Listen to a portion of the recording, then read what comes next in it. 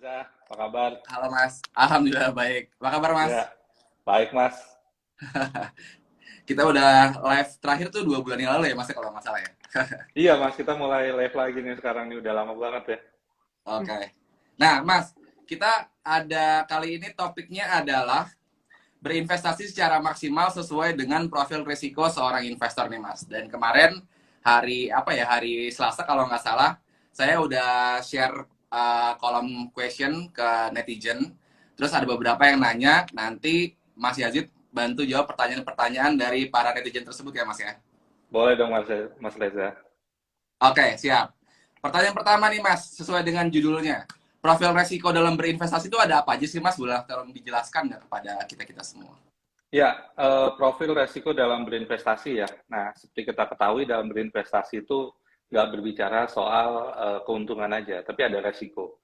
Nah, ketika kita mulai berinvestasi, sebetulnya yang kita lihat pertama kali itu harusnya lebih ke resikonya nih ya. Karena kan Ya, kita nggak mau uang itu tergerus gitu ya. Baru deh betul. lihat ke potensi profitnya seperti apa gitu ya. Nah, kalau resikonya sendiri, profil resiko ya, itu ada yang tipenya pertama adalah agresif gitu ya. Ada Oke. yang tipenya agresif itu adalah risk taker ya, ada 3. Yang pertama risk taker, ini berani ngambil resiko. Yang kedua adalah netral atau moderat, dan yang ketiga adalah risk averse atau konservatif. Nah, kalau risk taker ini dia memang suka berinvestasi di instrumen-instrumen yang high risk, high return, yang high risk, high return ya, seperti Ya. itu. Nah, kalau yang moderat ini ya, dia bisa ke yang sifatnya investasi yang berisiko, tapi bisa juga ke yang konservatif atau yang sifatnya itu adalah uh, hampir nggak ada resikonya gitu ya. Jadi kombinasi daripada keduanya, risk taker dan juga konservatif. Nah, kalau konservatif ini seperti orang-orang tua kita dulu ya, mereka tuh kalau punya uang banyak dikumpulin ditaruh di deposito. Nah, deposito ini kan juga resikonya sangat kecil ya, Betul. tetapi memang tingkat keuntungannya juga nggak terlalu besar, tapi bagi mereka juga aman. Mungkin yang membuat mereka merasa nyaman itu adalah jumlah uangnya yang sudah besar. Padahal kalau kita tahu beragam instrumen investasi, kita sebenarnya bisa jauh lebih tinggi sebenarnya dapat keuntungannya ya. Kayak reksadana aja tuh ada yang reksadana pasar uang ya kan. Kemudian ada satu lagi adalah reksadana yang dengan penjaminan gitu ya, atau yang apa, reksadana yang dijamin gitu tingkat keuntungannya gitu ya. Nah, itu bisa lumayan besar sebenarnya kalau kita tahu ya. Jadi seperti itu Mas. Jadi ada risk taker, moderat, dan juga konservatif.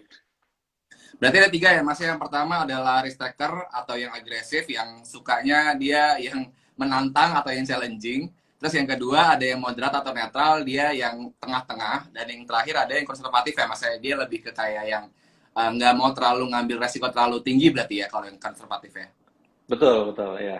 Oke. Pertanyaan berikutnya nih Mas dari netizen. Untuk dari 3 tipe profil investor tadi bisa dicontohin nggak Mas satu-satu, kira-kira kalau agresif kira-kira dia biasanya ngambilnya investasi yang seperti apa, kalau yang moderat seperti apa, dan konservatif seperti apa tuh Mas? Nah, kalau yang pertama yang risk taker ya, itu biasanya cenderung dia ngambil saham. Oke. Kalaupun reksadana, dia reksadana saham. Kemudian kalau yang moderat ya, dia ini bisa ambil reksadana campuran, kemudian reksadana indeks saham, kemudian saham-saham blue chip lah ya. Tadi kalau risk taker itu saham juga, tapi sahamnya tuh mungkin ada yang second liner ya.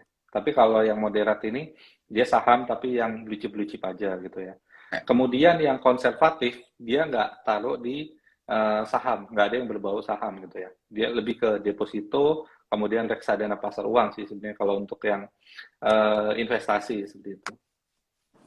Oke, jadi kalau misalnya yang tadi risk taker ngambilnya tuh yang bener-bener challenging kayak saham sama reksadana saham, terus yang moderat ngambilnya yang campuran atau yang blue chip biasanya, dan kalau yang Ya, terakhir yang paling bisa dibilang paling slow, ini paling apa namanya, paling nggak terlalu challenging, nggak terlalu ngambil resiko berat, ya, itu deposito sama RDPU ya Mas biasanya Mas ya. betul.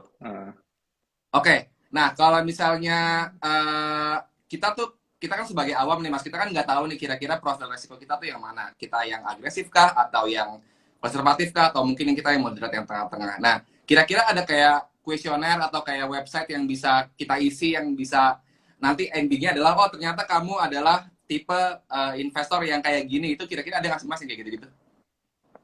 Ya, biasanya sih itu hal umum aja ya Mas ya, bisa kita lihat ya. Kalau nggak salah di apa regulator itu juga ada gitu ya. Tapi kalau saya sih lebih baik kita ngecek secara pribadi aja kayak gitu ya. Jadi itu namanya financial check up gitu ya Mas ya.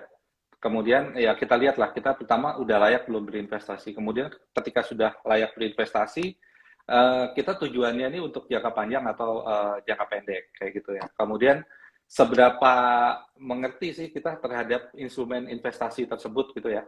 Semakin kita mengerti instrumen investasi tersebut itu returnnya berapa, kemudian resikonya apa ya, semakin aman sebenarnya. Ketika misalnya saya lebih memilih ke investasi saham gitu ya.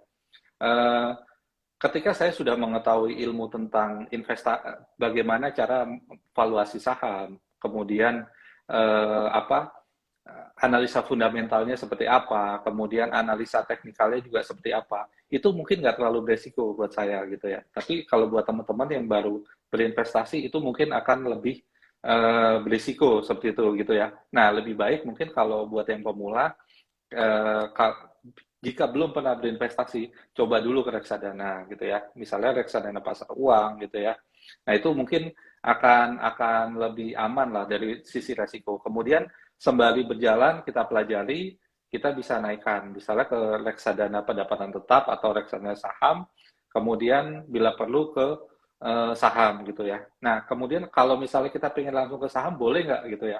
Nah, boleh-boleh aja gitu ya. Tapi kalau bisa saham-saham blue chip, kemudian jangan menggunakan uang terlalu banyak dulu gitu ya. Jadi kayak water testing aja dulu gitu ya. Nah, seperti itu sih Mas gitu. Oh, jadi kita yang mungkin yang masih awam, kita cek ombak dulu, kita masuk dari konservatif. Nanti Iya, setelah kita belajar ini itu dan sudah mulai makin paham, makin ngerti, dapat ilmunya, baru eh, kita naik moderat, terus baru bisa naik ke agresif ya Mas ya. Berarti kurang lebih kayak gitu ya. iya. Cuma seringkali kan kita teman kita ini ada yang investasi saham, kita ikut-ikutan gitu ya.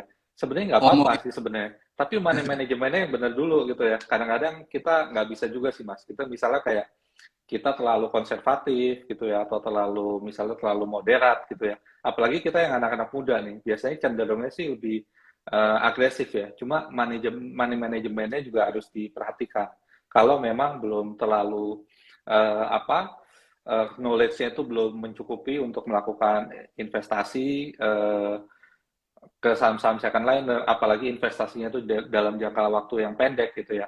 Lebih baik sih kita pakai uang kecil dulu lah kayak gitu ya, supaya nanti kalau sudah terbiasa kita bisa tambah uang kita gitu. Sebenarnya nggak apa-apa sih kayak gitu. Oke. Jadi sebenarnya kayak kita FOMO pun nggak masalah, yang penting kita punya money management sendiri ya Mas ya. Jadi kayak jangan asal ikut-ikutan orang, Iya, nanti ujung-ujungnya malah amblas gitu ya Mas ya. iya betul, nggak apa-apa. Mau coba misalnya belum kenal saham mau beli saham nggak apa-apa. Tapi uangnya tuh jangan pakai uang gede dulu, pakai uang kecil aja dulu gitu ya, supaya dalam beberapa kali transaksi kan udah ada trennya ya Mas ya. Apakah banyakan rugi, apakah apa mungkin sering untung kayak gitu ya. Nah kalau misalnya apa udah dapat feel-nya sering untung gitu, baru ditambah Mas uangnya gitu ya. Jadi money management itu penting juga. Nggak apa-apa sih mau beli saham juga coba-coba saham gorengan juga nggak apa-apa. Cuma uangnya itu kalau kita misalnya benar-benar belum tahu iramanya gitu ya, supaya nggak kejeblos gitu ya, lebih baik pakai uang kecil dulu. Itu lebih aman, sah-sah aja sebetulnya ya. Oke. Nah, sama ini ada pertanyaan nih Mas dari netizen yang masuk hari Rabu kemarin. Itu pertanyaannya adalah gimana cara kita menentukan pengen investasinya tuh kemana gitu. Kalau misalnya kita udah baru mulai, terus kita pastikan, oh kita berpikir kita adalah konservatif nih. Nah, sebagai investor konservatif, kira-kira kita mulainya kayak investasinya di mana dulu? Apakah langsung terjun ke saham tapi yang blue chip dulu, yang lebih apa namanya, yang lebih anteng gitu, atau mungkin kita bisa coba dari RDPU dulu atau gimana nih Mas? Ya, kalau saya sih sebenarnya semuanya itu bisa ya kita masuki. Saya nggak terlalu mengkotak-kotakan seperti itu. Balik lagi gitu ya. Pertama pakai uang kecil dulu lah gitu ya. Misalnya Saham juga misalnya yang blue chip ya, kalau kita lihat daripada trennya, itu misalnya dalam 5 tahun, 10 tahun, itu pergerakannya ya memang naik kayak gitu ya. Nggak apa-apa, kita pilih saham juga, terutama yang blue chip ya, itu juga bagus-bagus aja sebetulnya gitu ya. Kemudian eh, mungkin buat yang belum pernah berinvestasi sama sekali ya, memang lebih baik ke reksadana, terutama reksadana pasar uang gitu ya. Nah, itu nanti kita seiring dengan berjalannya waktu ya, jika memang tuntutan untuk profit itu lebih tinggi lagi, kita bisa arahkan ke dana kita ini ke reksadana saham gitu ya. Kemudian ke sahamnya langsung itu juga nggak masalah sebetulnya gitu ya. Asalkan ya memang balik lagi kita tujuannya itu memang kalau investasinya berapa lama. Kita juga harus tahu ya.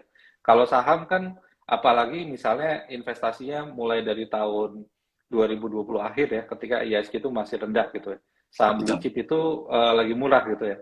Kalau kita beli kemudian kita tahan lah hingga 2 tahun gitu ya.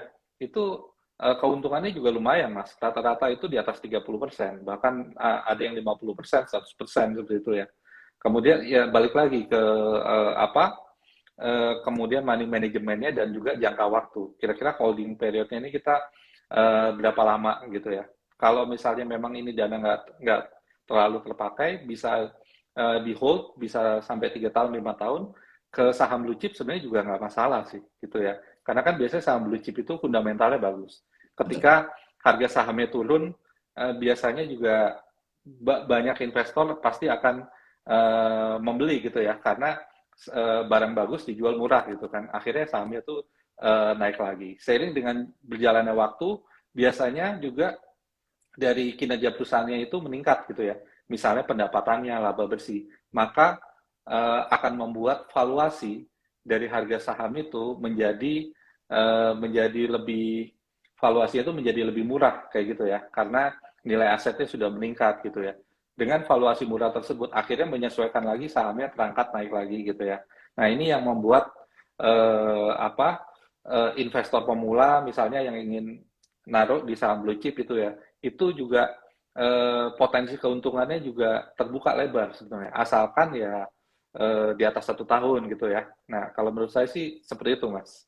Oke, jadi bertahap ya Mas ya, dari yang awalnya apa namanya main aman dulu, terus makin lama kita udah semakin paham, Ya, kita bisa mengambil apa namanya investasi yang lebih beresiko gitu ya Mas ya. ya betul. Nah, Oke.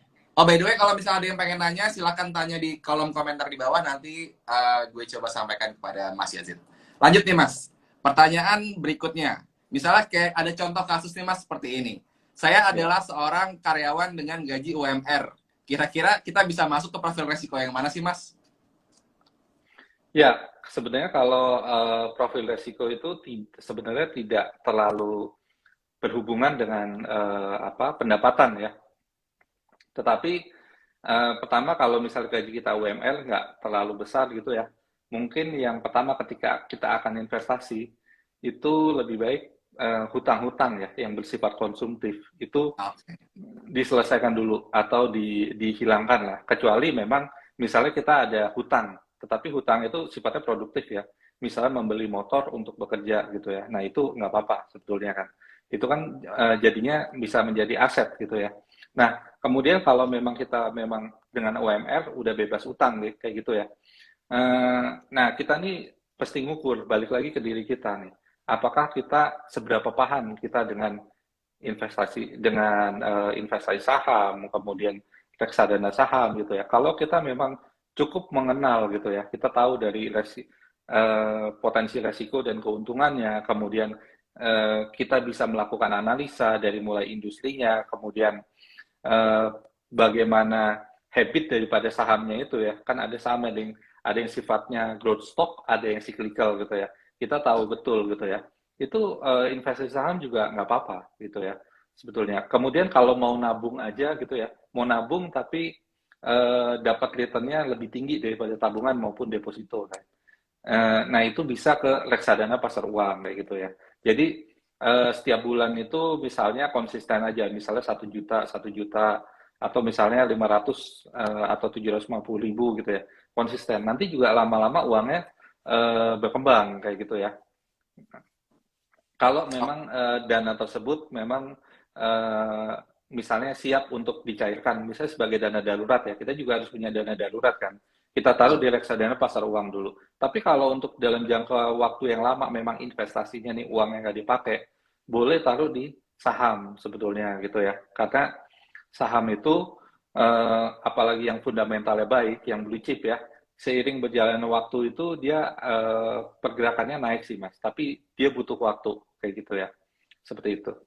Oke, jadi pokoknya awalnya yang penting uang yang kita, walaupun gaji kita hanya UMR, yang penting uang yang akan kita investasikan adalah pertama uang dingin ya mas ya, uang Ya, uang yang tidak terpakai untuk kebutuhan kita sehari-hari, dan kalau betul. bisa ya apa namanya, termasuk di dalamnya adalah dana darurat buat kita. Jadi kalau misalnya pengen liquid Betul. gampang, dan yang pasti kayak tadi Mas Yazid bilang, kalau misalnya pengen apa namanya, invest yang long term itu bisa di saham kalau misalnya ngerasa si uangnya itu memang tidak terpakai dalam waktu Ya, kurun waktu lama. Tapi kalau misalnya pengen yang cuma nabung-nabung aja, tapi pengen punya bunga yang lebih besar dibandingkan bunga tabungan, ya bisa ya, taruh di NPW ya Mas ya. betul. Oke. Nah, tadi juga sempat disinggung sama Mas barusan, pertanyaannya nyambung nih Mas. Kira-kira kalau saham yang kita akan beli itu ketahuan nggak sih Mas, kayak ini saham ini beresiko tinggi atau saham yang ini beresiko rendah, itu kira-kira cara mengetahuinya kayak gimana Mas? Selain dari kalau di Ajaib Ya. kan ada kayak kolom LQ45 atau yang lain-lain, di luar dari itu kira-kira cara mengetahuinya gimana Mas? Nah, kalau teman-teman misalnya nasabah ajaib, sebenarnya gampang banget gitu ya. Kalau misalnya teman-teman pengen investasi agak panjang gitu ya, teman-teman bisa buka sahamnya, kemudian pilih yang fundamental. Nanti ada analisis, kesimpulan terhadap saham tersebut. Apakah layak misalnya untuk investasi gitu ya. Kemudian ada persentasenya juga, misalnya 100% ya. Biasanya itu aman untuk diinvestasikan. Tapi kalau teman-teman pengen misalnya jangka pendek gitu ya, teman-teman lihat masuk ke teknikal. Nah, di situ ada persentasenya juga. Saham ini layak dibeli untuk jangka menengah ya. Kira-kira misalnya di atas 2 bulan gitu ya. Nah, itu ada kesimpulannya juga. Sebenarnya itu kita bisa cek di situ gitu ya. Itu shortcutnya sebetulnya ya. Tetapi kalau kita lihat misalnya saham itu misalnya dia tuh misalnya yang fundamentalnya baik atau enggak kayak gitu ya. Nah, itu kita bisa lihat misalnya dari pergerakan harga sahamnya gitu ya. Kalau memang saham itu sentimennya kencang, biasanya paling tinggi itu naiknya ya kira-kira 10%, 12% ya, nggak nyampe misalnya ARA kayak gitu ya. Kebanyakan sih di bursa kita seperti itu. Tapi kalau saham yang second liner gitu ya, itu biasanya naiknya kencang gitu ya. Tapi nanti turunnya juga kencang juga. Nah, fluktuasinya itu tinggi banget. Dan biasanya kalau tanpa alasan yang jelas, bursa akan masukkan ke eh, kolom yang namanya UMA gitu ya, kelompok namanya UMA, Unusual Market Activity. Nah, kalau saham yang fundamentalnya baik, biasanya nggak pernah tuh masuk ke situ. Dan saham-saham fundamental baik ya, ini kita bisa nyontek karena sudah diberikan oleh bursa. Yang namanya adalah indeks gitu ya. Nah, di bursa tuh banyak indeks-indeks yang apa tuh sahamnya itu di dalamnya potensial gitu ya. Misalnya kalau misalnya kita menginginkan dividen besar gitu ya, nanti di bulan kira-kira Mei apa April mungkin udah ada ya, Mei sekitar bulan Mei itu paling banyak. Itu kita bisa lihat di IDX apa dividen 20 gitu ya. IDX High Div 20 gitu ya. Nah, itu saham-sahamnya besar semua apa dividennya itu cukup besar. Kemudian ada yang under value juga, ada juga mas gitu ya. Namanya IDX V20. Jadi value 20. Nah ini saham-saham yang lagi under value. Betul. Nah itu kita bisa lari ke sana gitu ya. Tapi kalau misalnya kita lihat kebanyakan nih dari apa nasabah-nasabah yang pemula atau investor pemula beli saham itu kalau sahamnya itu lagi kencang, naik kencang gitu ya. Misalnya naik 25% lagi ARA gitu ya. Atau ada yang naik 30% gitu ya. Itu diikutin. Itu kan berarti lagi berada di pucuk, Mas. Betul. Harganya gitu ya. Nah, kita itu mesti lihat historikalnya ini apa gitu ya. Kalau misalnya ada suatu story yang sangat bagus gitu ya. Teman-teman lakukan riset kecil-kecilan, misalnya kayak Bang Arto ya waktu itu ya, Bang Jago gitu ya. Itu kan dari harganya 180 perak, Mas. Tiba-tiba Betul. dia arah Ke berkali-kali gitu. Kita tahu belasan. story-nya. Kita boleh apa riding the trend gitu ya istilahnya. Tapi kalau misalnya saham nggak ada story-nya segala macam itu naik, kita jangan sampai terjebak beli di harga tinggi gitu ya. Nah, kita lebih baik kalau misalnya untuk investasi kita ke blue chipnya aja. Atau kalau mau beli juga mau ikutan nggak apa-apa, tapi porsinya dikecilin gitu ya. Misalnya 80% blue chip, yang beresiko tuh 20% gitu ya. Sehingga pada saat ada berbalik arah A, B, dana kita ini masih aman. Kita juga harus membuat portofolio tuh. Jangan Yes. kita hanya saham itu satu dua aja gitu, Mas. Ya, oke. Nah, kayak tadi Mas bilang di awal di obrolan yang kita barusan, kan di Ajaib ternyata itu juga beberapa kali saya pantau juga kalau di Ajaib itu ada fitur yang kalau kalian buka sahamnya itu ada news sama ada banyak lah pokoknya sama satu lagi Ya, ada technical. Jadi kalau misalnya tadi Mas bilang kayak wah nih tiba-tiba naik nih kira-kira gara-gara apa? Nah, pasti itu muncul di newsnya ini ya Mas ya. betul. Ya, Saham ini misalnya kayak contoh tadi sahamnya Arto, Bang Jago itu naik gara-gara apa ada di berita ini. Dan kalau misalnya pengen apa namanya kayak kita belajar teknikal kecil-kecilan di sini kan ada kolom yang teknikal, tinggal kita klik oh summary-nya ternyata apa namanya dari indikatornya bilang ini berapa persen harus udah bisa dibeli atau bisa dijual. Nah, jadi kita bisa pantau dari betul. situ ya. Betul, dan juga ada 14 indikator lainnya, Mas, gitu ya. 14 Ya, indikator oh ini iya juga benar. ada sinyalnya juga lagi beli atau jual gitu ya. Bahkan Yes. bahkan yang sering dipakai trader yaitu moving average itu ada angkanya. Misalnya MA10, MA20, MA50 sampai Yep. MA banyak ya, MA500 gitu ya Mas ya. Itu ada angka-angkanya gitu ya. Itu bisa kita jadikan target resisten maupun support sebetulnya. Kalau kita mau explore di aplikasi Ajaib sebenarnya tuh banyak banget yang cukup mendalam ya dari sisi teknikal maupun fundamental. Asalkan kita mau ada sifat keingintahuan aja gitu ya, itu bisa bisa kita andalkan aplikasi Ajaib ini sangat powerful untuk trading maupun investasi sebetulnya. Iya benar. Jadi kayak misalnya kita tinggal buka yang kolom teknikal, terus tiba-tiba MA10, MA20, MA50-nya bilang semua jual gitu. Kita tinggal riset lagi lebih dalam. Oh, oke nih gue yakin jual. Kita bisa jual di situ ya Mas ya berarti ya. Ya, seperti itu Mas. Jadi misalnya kita untuk jangka pendek ya, karena MA10, MA sampai MA50 gitu ya. Kalau misalnya lagi sell, berarti jangka pendek ini dia cenderungnya turun, lagi downtrend gitu ya. Oke. Kalau misalnya biasanya yang MA200, kemudian di atasnya ya. Nah, itu biasanya untuk Long term. jangka long term tersebut ya, itu masih mantap untuk investasi. Nah, dari situ kita bisa buat kesimpulan, oh jangka pendek lagi turun nih, tapi sahamnya misalnya bagus, kita mau masuk. Nah, itu sebenarnya kita jadi ada kesempatan lah buat Betul. masuk gitu ya. Jadi kita dari sudut pandang itu kita bisa lihat macam-macam gitu ya. Kalau memang kita baru mau masuk, lagi MA10-nya sell, MA20-nya sell, MA50-nya sell, ya nggak apa-apa kita masuk kayak gitu ya. Siapa tahu nanti seiring dengan prospek cycle industrinya, kemudian kinerja perusahaannya, dia akan bisa akan naik lagi. Apalagi biasanya kalau udah MA100, MA200 itu buy gitu ya. Itu berarti masih uptrend tuh Mas secara jangka Oh, pendek. Secara jangka panjang. Tapi jangka pendeknya mungkin ada turbulensi sedikit lah gitu ya. Seperti itu. oke. Nah, saya sekarang pengen bacain dari komen di bawah nih Mas. Ya. Mas, ada pertanyaan dari Resa Aji 07. Mau dong Mas diberikan tips untuk diversifikasi buat profil resiko investasi. Kayak misal mau nerapin ketiga resiko tersebut, kira-kira pembagian porsi investasinya seperti apa? Kayak misalnya di porsi agresif berapa persen, di ini moderat berapa persen, di konservatif berapa persen. Ya, memang di apa ya, yang di agresif ya. Biasanya itu kalau di agresif ya, misalnya biasanya itu setinggi-tingginya misalnya 80% itu di saham. Kemudian sisanya itu bisa di reksadana gitu ya. Kemudian kalau yang moderat gitu ya. Kalau yang moderat ini biasanya 50% di saham, 50%-nya di obligasi. Kemudian kalau konservatif ya, biasanya ya sebanyak-banyaknya kalau mau saham yaitu 20%, tapi itu pun di saham blue chip, sisanya itu ada di reksadana kayak gitu. Oke. Menurut saya sih seperti itu pembagiannya ya, itu cukup cukup ideal lah. Dan itu pun di misalnya di saham pun saham dipecah lagi sebaiknya gitu ya, supaya terjadi apa ya leverage gitu ya. Jadi kalau yang satu turun, yang satunya itu menguat gitu. Jadi akan membalance gitu. Jadi kalau misalnya nggak turun semua gitu kinerjanya jelek. Kemudian kalau misalnya ada beberapa gitu, itu akan membalance. Satunya akan menahan penurunan gitu ya. Dipecahnya itu maksudnya kayak dipecah kategorinya ya Mas ya. Kayak misalnya berapa Ya, persen di infrastruktur, berapa persen di perbankan gitu-gitu kali ya. betul. Ya, biasanya sih kita kalau di Ajaib melakukan analisis berdasarkan dari sektornya atau industrinya gitu ya. Biasanya itu sekarang kan ada 12 sektor ya di bursa ya. Mungkin ada 3 yang perform gitu ya.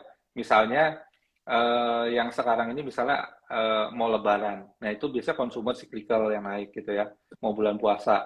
Kemudian CPO juga permintaannya tinggi. Karena kan produksi minyak biji Iya. matahari dari Ukraina dan Rusia itu kan drop ya gitu ya, sehingga permintaan CPO juga tinggi lah kira-kira seperti itu ya, apalagi bulan puasa konsumsi biasanya naik gitu ya.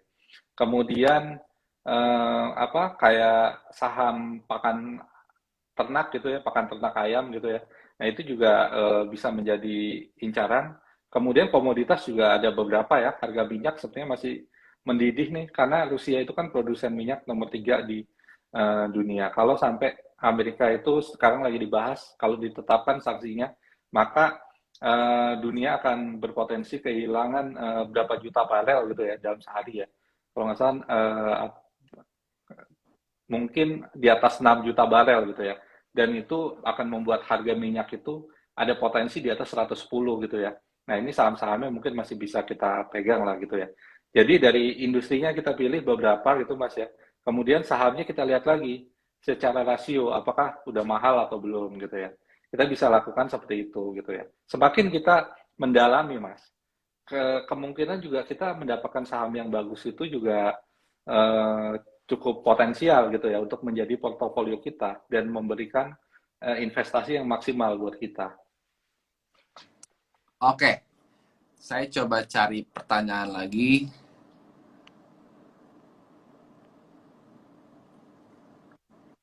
Dari sini belum ada. Saya coba dari yang kemarin aja ya Mas ya. Oke, Mas, misalnya kita kembali lagi ke profil risiko investor nih Mas ya. Misalnya ya, kita di awal seorang investor yang konservatif nih, yang nyari aman, yang low risk, low return. Tiba-tiba kita dapat rezeki gede nih Mas nih. Tiba-tiba kita dapat uang oke, besar ya, dan uangnya itu uang nganggur, uang yang tidak terpakai untuk dana kebutuhan sehari-hari dan dana darurat. Nah, kira-kira boleh nggak sih Mas kita mengubah langsung dari konservatif terus tiba-tiba langsung naik ke agresif gitu Mas? ya. Kalau saran saya sih jangan ya kayak gitu ya. Mengapa demikian gitu ya? Karena kita harus punya dulu yang namanya sistem profit gitu ya, sistem profit investasi atau sistem profit trading gitu ya. Nah, kalau misalnya kita memang seorang trader gitu ya. Kemudian kita mempunyai sistem, misalnya dalam menganalisa saham itu kita pakai pola candlestick atau chart pattern atau berdasarkan indikator tertentu gitu ya. Tingkat kesuksesannya itu tinggi gitu ya. Ketika kita dapat gede gitu ya, kita masukkan ke situ gitu ya. Mungkin keuntungan kita akan besar gitu ya. Tapi kalau misalnya kita belum terbiasa seperti itu, kemudian uang besar ini kita larikan menjadi agresif gitu. Menurut saya sih terlalu beresiko gitu ya. Lebih baik tetap pada investasi sesuai dengan profil resikonya. Kalau memang konservatif ya udah dimasukin aja ke konservatif gitu ya. Boleh nggak kalau misalnya kita membeli instrumen yang agresif, misalnya di saham gitu. Boleh, tapi porsinya kalau bisa kecil aja dulu.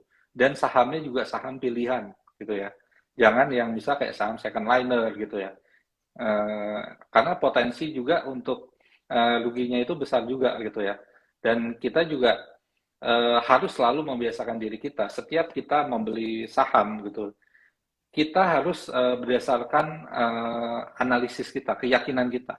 Ketika arahnya itu salah ya, nanti kita akan bertanggung jawab terhadap pilihan kita gitu ya. Dan bertanggung jawab, kemudian kita mendapatkan pembelajaran gitu ya. Kemudian kita akan mencari kira-kira yang pas nih gaya investasi saya itu seperti apa. Nah itu tiap orang nggak bisa sama mas, mesti dicari sendiri gitu ya. Nah lebih baik demi apa ya, demi keamanan aset lebih baik kita tetap berpegang. Biasanya kan kalau yang risk taker itu yang udah jago-jago analisanya harusnya ya, analisa fundamental, teknikal gitu ya. Tapi kalau kita konservatif atau moderat, kemudian kita mau kita larikan dana yang besar ini ke sifatnya adalah yang agresif, menurut saya sih resikonya akan membesar dibandingkan dengan potensi keuntungan gitu ya. Karena kalau misalnya kita eh, tidak terlalu paham terhadap sebuah instrumen investasi, resiko itu akan besar. Tapi kalau kita paham, resikonya akan mengecil gitu ya. Lebih baik yang kita yang kita utamakan adalah pengembangan dari sisi asetnya, Mas.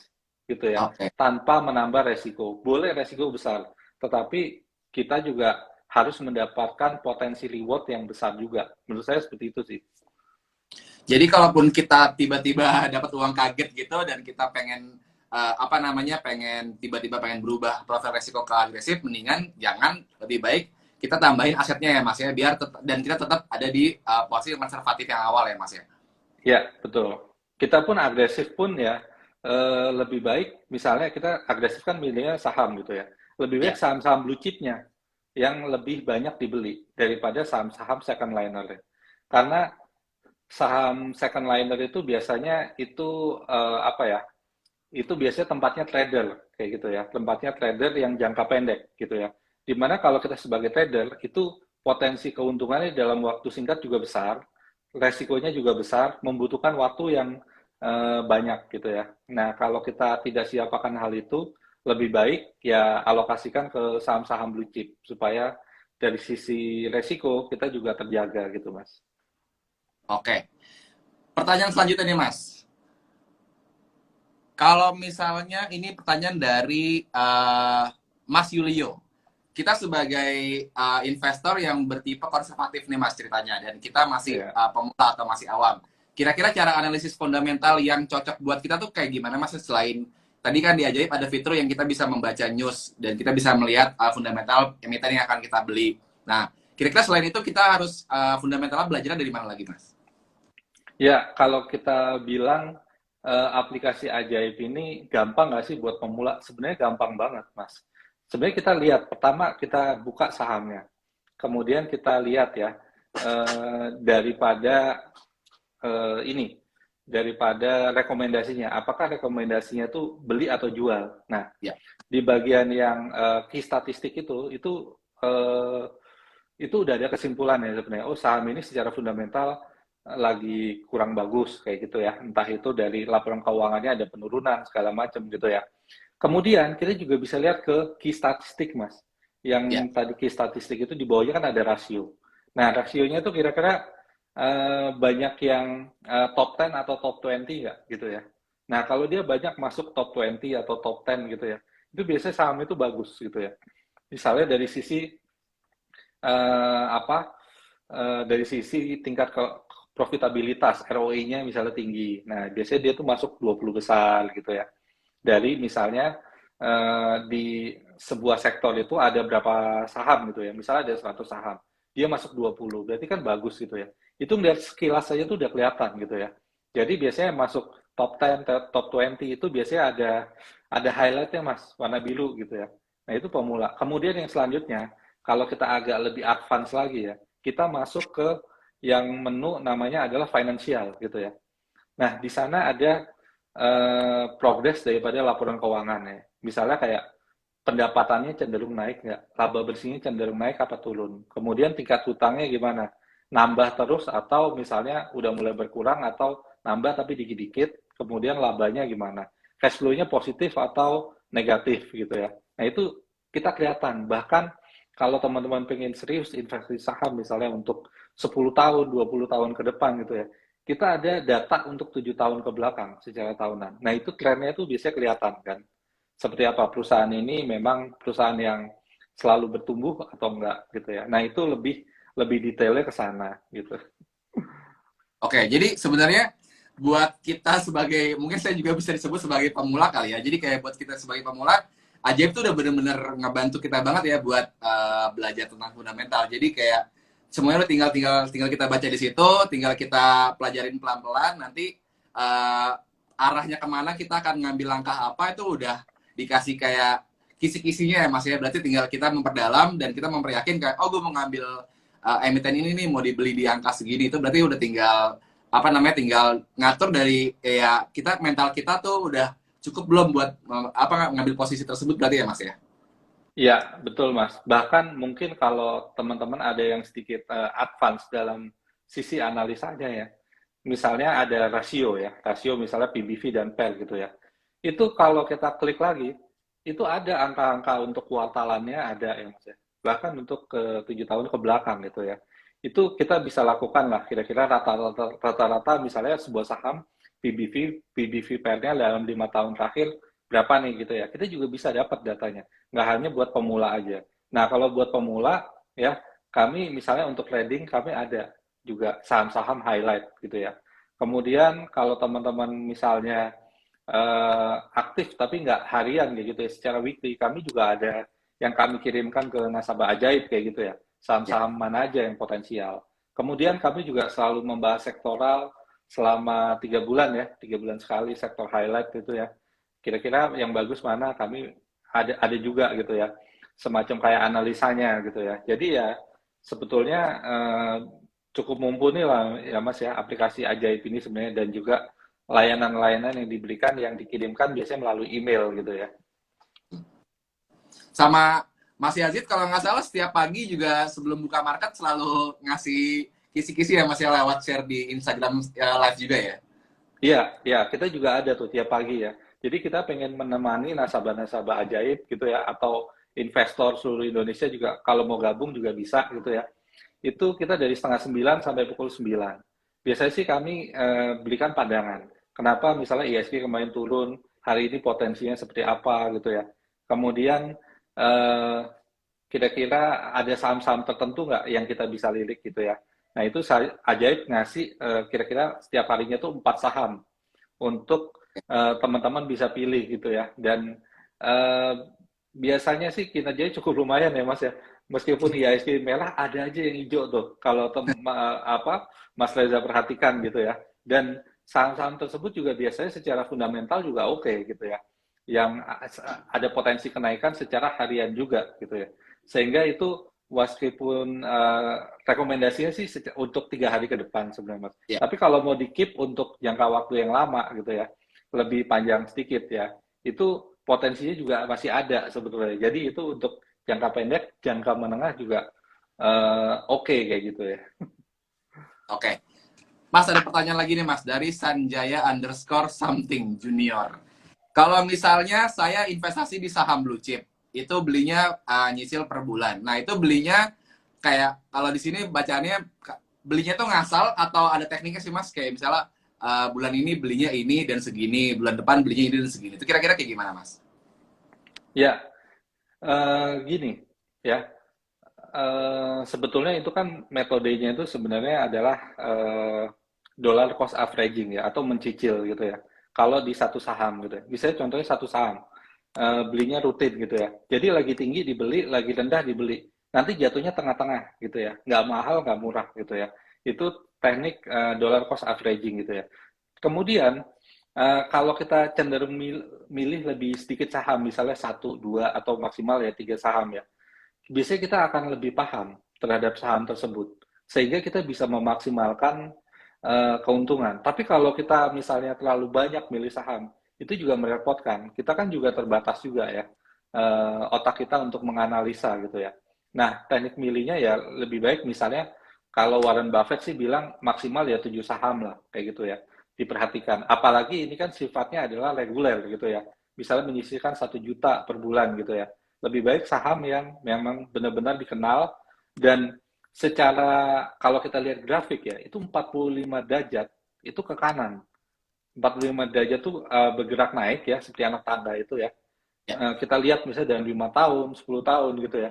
Itu pergerakannya ke kanan. Nah, itu boleh kita jadikan untuk apa tujuan investasi, kemudian kita cicil gitu ya. Misalnya contoh saham BCA, kemudian BRI gitu ya. Nah, itu kan saham-saham blue chip yang cukup baik kayak gitu ya. Oke, Mas kembali ke topik utama kita nih Mas. Dan ini kemungkinan adalah pertanyaan terakhir dari netizen kemarin. Iya. Kira-kira kalau kita sudah mengetahui profil resiko kita seperti apa, misalnya kayak saya konservatif, atau saya moderat, atau saya agresif, itu kira-kira keuntungannya buat kita apa sih Mas kalau kita udah tahu profil resiko kita? Ya, keuntungannya adalah berinvestasi itu nggak melulu soal cuan ya, atau profit, atau keuntungan tadi ya. Itu sebetulnya berinvestasi itu kecenderungan itu menguntungkan, tapi takes time, Mas. Butuh waktu, butuh kesabaran gitu ya. Nah, ketika kita sudah berinvestasi sesuai dengan profil resiko kita, berinvestasi menjadi nyaman, Mas. Oke. Misalnya kita nggak bisa nih lihat uang kita turun gitu ya. Ya udah kita ke reksadana pasar uang aja gitu ya. Itu kita akan nyaman karena kenapa? Tiap hari kita ngelihat duit kita tuh nambah gitu ya. Ya hampir tiap hari ya bisa dipastikan karena kan underlying investasinya kan Mas Reza tahu sendiri kan Yes. deposito dan obligasi atau Betul. misalnya MTN juga boleh yang jatuh temponya kurang dari 1 tahun yang udah nggak ada fluktuasi harganya gitu ya. Nah itu maka kita akan nyaman tuh akan tenang kayak gitu ya. Tetapi memang tingkat keuntungannya juga nggak terlalu besar gitu ya Oh, dibandingkan kalau misalnya kita pilih ke reksadana yang obligasi gitu ya. Kuponnya aja pasti udah berbeda. lebih tinggi lah ya, Yes. seperti itu. Kemudian kalau misalnya kita tipenya misalnya risk taker ya, agresif gitu ya. Ini kan biasanya seseorang yang analisanya tuh sedikit mendalam gitu ya. Ya. Dan betul-betul kalau membeli saham itu memang kecenderungannya yang under value gitu misalnya. Kalau misalnya value investor yang atau fundamentalis gitu kan, pasti kan beli saham nggak mau yang mahal, yang murah gitu ya. Dia akan nyaman tuh memegang saham itu. Meskipun ada penurunan gitu ya, tapi dia yakin nanti akan balik ke fair value-nya gitu ya. Kemudian yang trader juga gitu ya, yang trading. Nah, kalau kita trading kan pembelian terbaik itu sebenarnya kan di level-level support gitu ya. Nanti penjualan terbaik itu di level-level resisten gitu ya. Dan ketika misalnya saham itu di posisi level support, kemudian ada sinyal untuk dia naik gitu ya. Dan dia memang berpatokan kepada teknik-teknik tersebut ya. Maka potensinya juga besar sebetulnya dan dia juga lebih nyaman lah kayak gitu ya dalam melakukan trading ya atau investasi jangka pendek lah kayak gitu ya. Jadi uh, setelah kita mengetahui profil resiko kita seperti apa, kemudian juga kita juga tahu batasan ya dalam kita berinvestasi itu seperti apa gitu ya. Misalnya kita nggak terlalu mengenal saham, ya boleh aja di reksadana. Itu biasanya kita akan lebih nyaman. Tapi kalau kita udah tahu saham ya, kemudian kita paksa kita investasinya di deposito gitu ya, kita kan nggak nyaman gitu ya. Nah itu pentingnya kita mengetahui risk profile kita seperti apa gitu ya. Dan biasanya ketika karakteristik kita itu risk taker, kita agresif, ditambah dengan kemampuan yang tiap hari itu kita belajar, ilmu kita nambah gitu ya Mas ya. Kita jadi tahu tuh habit dari pergerakan saham itu seperti apa gitu ya. Misalnya udah mempelajari tentang corporate action nih Mas. Kan ada corporate action tuh ada dividen, Betul. kemudian ada misalnya right issue gitu ya. Kemudian misalnya ada stock split gitu ya. Nah, biasanya kalau saham ada corporate action seperti itu biasanya akan naik, Mas. Kemudian nanti akan turun pada tanggal-tanggal tertentu. Kalau Betul. kita sudah menguasai gitu ya. Nah, maka kita akan potensi keuntungannya itu besar loh, Mas, sebetulnya gitu ya. Asalkan ya kita benar-benar mempunyai apa ya, ability lah, kemampuan, knowledge gitu ya. Kita Betul. udah agresif ditambah dengan nggak asal-asalan kayak gitu ya. Potensi keuangan besar sekali dan apalagi kita ditambah dengan kemampuan membaca laporan keuangan gitu ya. Kita lihat bahwa ada saham Mercy tapi dijual seharga bajai. Kalau kata Lekengkong kan kayak gitu ya. Ya, betul. BMW dia eh, saham BMW tapi dijual seharga bajai gitu ya. Nah, itu potensi keuntungannya juga besar kan kita udah ada contohnya sendiri seorang investor yang sukses juga beliau gitu kan ya. Nah, itu kita manfaatnya ke kita tuh juga besar kayak gitu ya. Jadi kalau kita mau agresif, kita harus mengukur dulu sebenarnya kemampuan kita udah nyampe belum. Kalau belum ya udah, kita jangan memaksakan diri. Kita sambil belajar, ya mungkin boleh nyoba-nyoba, tapi porsinya jangan besar. Tadi ya kan saya bilang, money manajemennya benar-benar dijalankan juga gitu ya. Nah itu akan membuat kita lebih aman gitu ya, daripada kita uang kita cemplungin semua, kemudian kita berjudi dengan hal itu. Menurut saya kurang bijak mas, kalau seperti itu.